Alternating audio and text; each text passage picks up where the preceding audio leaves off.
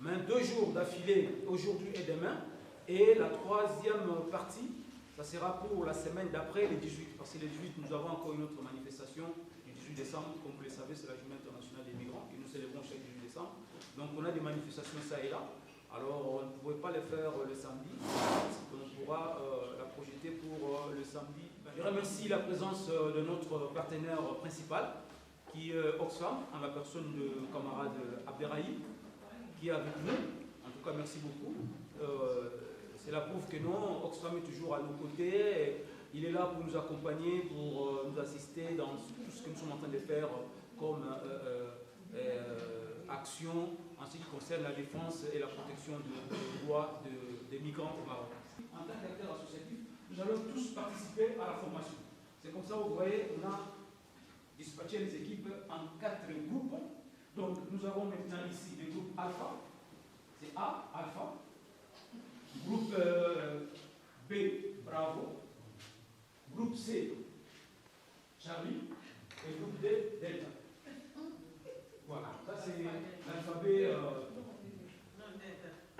On appelle Alpha, Beta, Alpha, Bravo, Delta, Alpha, Bravo, Charlie, Delta, Ego, et ainsi de suite. Donc, voilà. Donc, groupe Alpha, ou équipe Alpha, équipe Bravo, équipe Charlie, équipe Delta. Voilà. On est en 4 équipes, et tout ça, c'est dans le cadre de l'interaction. Donc, la formation sera interactive, où nous allons tous participer à la formation. Ce n'est pas seulement le formateur qui va parler. Parce que nous tous, en tant qu'acteurs associatifs, nous sommes censés avoir une petite connaissance en ce qui concerne les droits internationaux et les droits nationaux marocains. Donc, ceci dit, je voudrais, si vous le voulez bien, commencer par un petit exercice. C'est peut-être que les gens, pour la plupart, ont déjà fait cet exercice, ou peut-être pas, mais je demanderai à un volontaire de venir s'asseoir ici et à chaque membre de table de sortir un moment pour qu'on puisse commencer l'exercice. Donc, à vous de choisir un volontaire. Un volontaire. Bien sûr. Stéphane, pas du tout. Cherchez les gens. Voilà les gens. Quand vous arrivez, on va faire un grand poste. D'accord. Donc, est-ce que je peux demander à une personne de chaque part de sortir un moment pour qu'on puisse faire l'exercice? Ces gens-là, on va leur demander comment faire. Voilà. Voilà. Est-ce que tout le monde a vu ces gestes-là? Donc, je vais demander à quelqu'un de rentrer. Mais ils sont... Non, écoutez, là, les gens parlent, il ne faut pas... Il ne faut pas qu'ils fassent ça. Je demande à la personne. Et c'est pas grave, c'est pas grave. C'est pas grave. Donc, est-ce que vous avez vu? Vous enlevez la main. Donc, vous mettez, et on va demander à la première personne de rentrer, et madame va lui dire de refaire ce qu'elle vient de faire. Ça, c'est ce qu'on appelle pour véhiculer l'information. On va voir si l'information va arriver dans le bon sens ou si elle va être déviée. D'accord? D'accord. Déformée comme vous voulez. D'accord? On commence par cet exercice. Tout le monde est d'accord?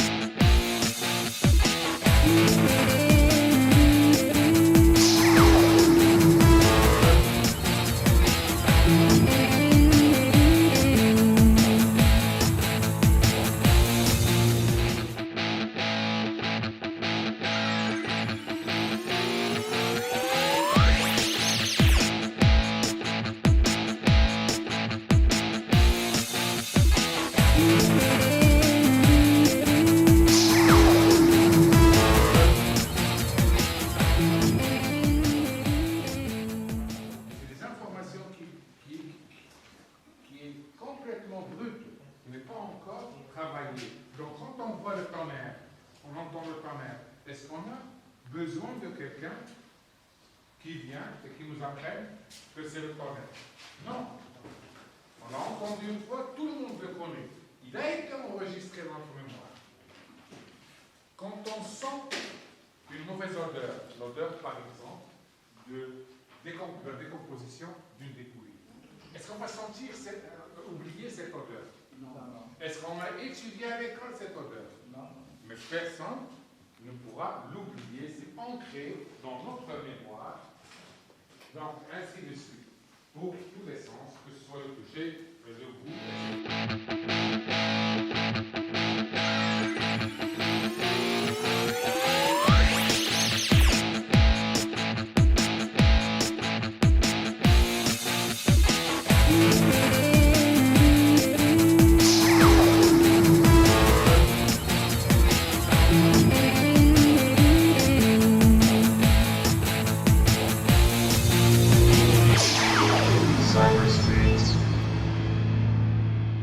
D'être encore là, c'est dimanche.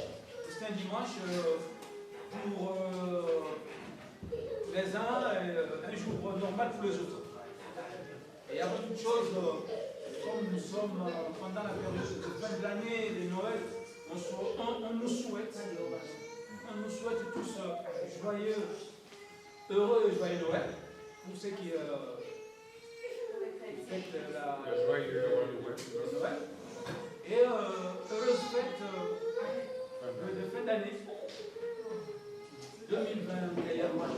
Espérons que 2022 nous apportera encore beaucoup plus d'ambition et des très belles choses pour la question migratoire et pour le futur, le bien-être, le vivre ensemble des migrants au sein de notre société d'accueil qui est le Maroc. Comme objet de communication, on a pu énumérer les plaidoyers, les recommandations et les mémorandums. Recommandations. Les recommandations, on a parlé de la refonte de la loi 0203 et appliquée à la SNIA. La SNIA. L'implication de la société civile et synergie dans les actions et l'accès à l'information. On a parlé aussi de la Convention internationale de tous les travailleurs migrants et leurs membres de famille qui a été ratifiée par le Maroc et qui n'est pas applicable. L'interprétation entre le droit national et international où la primauté du droit international n'est pas respectée. Donc, il faut qu'il y ait un respect dans cette convention. L'équipe Charlie, comme on l'a souligné la dernière fois, tout a été dit. On va essayer juste de souligner un point qui concerne le plus la personne. C'est-à-dire les contraintes des associations des personnes migrantes. Les contraintes que ceux-ci ont pour au moins exercer leurs activités. C'est-à-dire au niveau de la régularisation. Vous savez, dès que la SNIA est venue, on a donné la possibilité à presque toutes les structures de se régulariser. Mais avec le durcissement de la nouvelle politique migratoire, on est confronté à beaucoup de contraintes. Il y a pas mal de structures qui n'arrivent pas à renouveler. Je crois qu'il est aussi de notre devoir d'entreprendre des plaidoyers dans ce sens. C'est-à-dire procéder au moins à faire des recommandations aux autorités pour nous permettre et nous faciliter au moins d'exercer ce qu'on est en train de faire. Parce que ce n'est pas facile de toujours œuvrer dans une situation officieuse. Il y a pas mal de structures de nos jours qui se retrouvent bloquées parce qu'elles ont fait des dépôts qui n'ont pas été régularisés. Si le Maroc a ratifié aussi, il y a le droit national. Relative à la SNIA, c'est une stratégie au moins qui permet à toutes les structures répondant aux normes après les enquêtes et autres là, d'avoir au moins un agrément récépissé. Et de nos jours, on voit que les choses sont déposées. On peut faire 1 année, 2 ans sans avoir une suite, ne serait-ce qu'un reçu provisoire. Et ça fragilise et ça bloque pas mal de structures évoluées. Pourtant, nous sommes des structures qui sont à tout moment sur le terrain. On se bat à tout moment, on fait des rapports qui sont fiables, qui sont beaucoup appréciés par les personnes. Donc je crois qu'il est de notre devoir et il doit être entendu partout que nous devons être établis dans. Et joyeux Noël à toutes et à tous. Bien sûr, je m'en vais. Voilà. Je voudrais sincèrement remercier la première, la dame de fer de ce matin. Elle a été tellement claire que nous nous sommes dit que nous n'avons plus rien à dire. C'était vraiment tout ce qu'on avait mis, que nous aussi on pensait, comme récapitulatif, elle l'avait déjà dit. Et M. Keita et Maman Hélène sont venus ajouter d'autres. Moi, je ne vais pas sur cette lancée, sur ce volet. Nous avons plutôt d'autres préoccupations qui sont juste des recommandations aussi. C'est vrai que les lois, elles sont là pour nous protéger, mais nos conditions de vie dans les quartiers sont très précaires. Donc c'est plutôt ce que nous avons eu à proposer, l'amélioration des conditions de vie des migrants en général, et le renouvellement, la facilitation du renouvellement des logements, et aussi l'assistance juridique des personnes dans ces milieux carcéraux, et des migrants, et la facilitation de l'obtention également des contrats de bail et de travail. Entre parenthèses aussi, là, il y a la CNSS, que nous connaissons, qui nous cause d'énormes problèmes. Donc c'est ce qu'on avait vraiment on a eu à noter aussi pour donner comme idée à vous en tant qu'experts. Peut-être que vous serez nos interlocuteurs auprès de l'autorité pour qu'ils sachent que c'est ce qui nous tient à cœur. Sincèrement, en ce moment, c'est ça.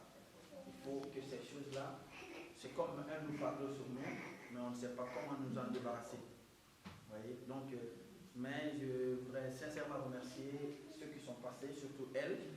Elle a pratiquement tout dit. Donc, bonjour messieurs, dames. Je suis honoré d'être parmi vous aujourd'hui. J'ai beaucoup appris des 2 derniers jours où on a travaillé ensemble sur les migrants, sur les problèmes des migrants et sur beaucoup d'éléments importants que je ne connaissais pas auparavant. C'était très intéressant.